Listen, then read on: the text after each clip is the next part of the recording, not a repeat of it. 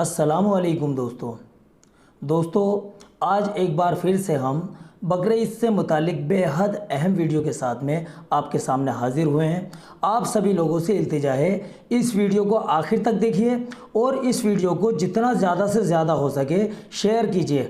हर मुसलमान के पास तक आप इस वीडियो को पहुंचा दीजिए, क्योंकि दोस्तों आज की वीडियो में हम आपको बताएंगे बकरीद ईद से पहले पढ़ी जाने वाली तकबीर तशरीक के बारे में, जो कि हर मुसलमान के लिए पढ़ना वाजिब है।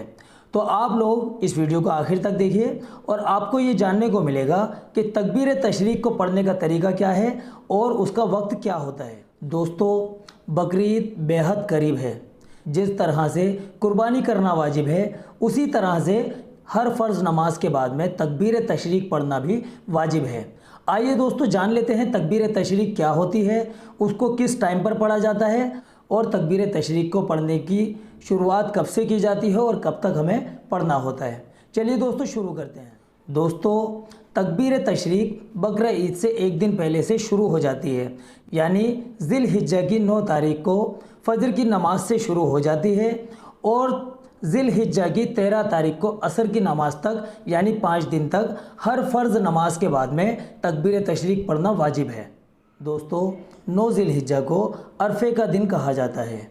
इसी दिन हमारे पाकीज़ा मज़हब इस्लाम का एक अहम रुकन, यानी गुनाहों को मिटा देने वाला फरीज़ा, यानी हज को अदा किया जाता है। दोस्तों 9 ज़िल हिज्जा बकरीद ईद से एक दिन पहले होती है। उसके अगले दिन से 3 दिन तक बकरीद ईद रहती है, जिसमें कुर्बानी की इबादत को अदा किया जाता है। 9 ज़िल हिज्जा की फ़जर की नमाज से और 13 ज़िल हिज्जा की असर की नमाज तक तकबीर तशरीक पढ़ना हर फ़र्ज़ नमाज के बाद में हर नमाजी पर वाजिब है। दोस्तों ये तो आप जान ही चुके हैं तकबीर तशरीक को कौन कौन से दिनों में और किस वक्त पढ़ा जाता है। आइए अब जान लेते हैं तकबीर तशरीक के अल्फाज क्या हैं। दोस्तों तकबीर तशरीक के अल्फाज ये हैं: अल्लाहु अकबर, ला इलाहा इल्लल्लाहु वल्लाहु अकबर वलिल्लाहिल हम्द। दोस्तों ये है तकबीर तशरीक के अल्फाज। अब तकबीर तशरीक को पढ़ने का तरीका भी जान लेते हैं। मर्द हजरात तकबीर तशरीक तेज़ आवाज़ से पढ़ेंगे, लेकिन हमारी ख़वातीन बहनें तकबीर तशरीक को आहिस्ता से पढ़ेंगी। जिस तरह से ख़वातीन बहनों को अपने जिस्म का पर्दा करना होता है, उसी तरह से उन्हें अपनी आवाज़ का भी पर्दा करना चाहिए। आवाज़ का पर्दा करने की शक्ल ये रहेगी कि वो तकबीर तशरीक को इतनी आवाज़ से पढ़ें कि वो अपनी आवाज़ खुद ही सुन पाएँ।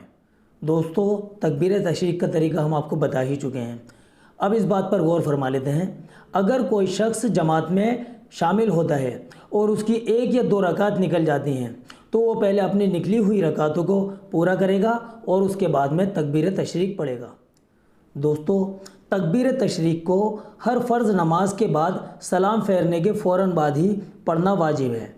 अगर कोई शख्स फ़र्ज़ नमाज पढ़ने के बाद सलाम फेर दे और तकबीर तशरीक पढ़ना भूल गया, यानी वो किसी काम में लग जाता है, जैसा कि कुरान करीम की तिलावत करने बैठ जाता है या तस्बीहात वगैरह पढ़ने बैठ जाता है, तो उसके बाद में तकबीर तशरीक पढ़ना उस पर वाजिब नहीं होगा। तकबीर तशरीक फ़र्ज़ नमाज की सलाम फेरने के फ़ौरन बाद पढ़ना वाजिब है। अगर कोई भी शख्स फ़र्ज़ नमाज पढ़कर सलाम फेरता है और तकबीर तशरीक पढ़ना भूल जाता है और किसी काम में लग जाता है, तो फिर उसके ऊपर तकबीर तशरीक पढ़ना वाजिब नहीं है। उम्मीद करते हैं हमने जो आपको बताया वो आपको समझ आ गया होगा। हम आपको एक बार फिर से याद दिला देते हैं। ज़िल हिज्जा की 9 तारीख को फ़जर की नमाज के बाद सलाम फेरने के बाद से तकबीर तशरीक पढ़ने की शुरुआत करनी है। हर फ़र्ज़ नमाज के बाद सलाम फेरते ही तकबीर तशरीक को पढ़ना है और ज़िल हिज्जा की 13 तारीख को असर की नमाज़ पढ़ने तक हमें तकबीर तशरीक का एहतमाम करना है। तकबीर तशरीक पढ़ना सभी पर वाजिब है। तो दोस्तों ये बहुत अहम वीडियो है, आप अपने पास तक बिल्कुल ना रखें। जैसे ही आप इस वीडियो को देखें, इसको फ़ौरन ही आप लोगों तक पहुंचाएं, क्योंकि बकरीद से एक दिन पहले तकबीर तशरीक की शुरुआत हो जाती है और इसीलिए आप इसको ज़्यादा से ज़्यादा शेयर कीजिए ताकि हर किसी को ये अहम जानकारी हासिल हो सके। और आप नहीं जानते कि आपकी वजह से अगर किसी ने भी एक अच्छा अमल किया तो उसका अजर व इनाम आपको भी मिलेगा, आप भी सवाब के मुस्तहिक बनेंगे इंशाअल्लाह। चलिए दोस्तों अब हम आपसे इजाज़त चाहेंगे, मिलते हैं अगली वीडियो में। अस्सलामु अलैकुम वरहमतुल्लाहि वबरकातुहू।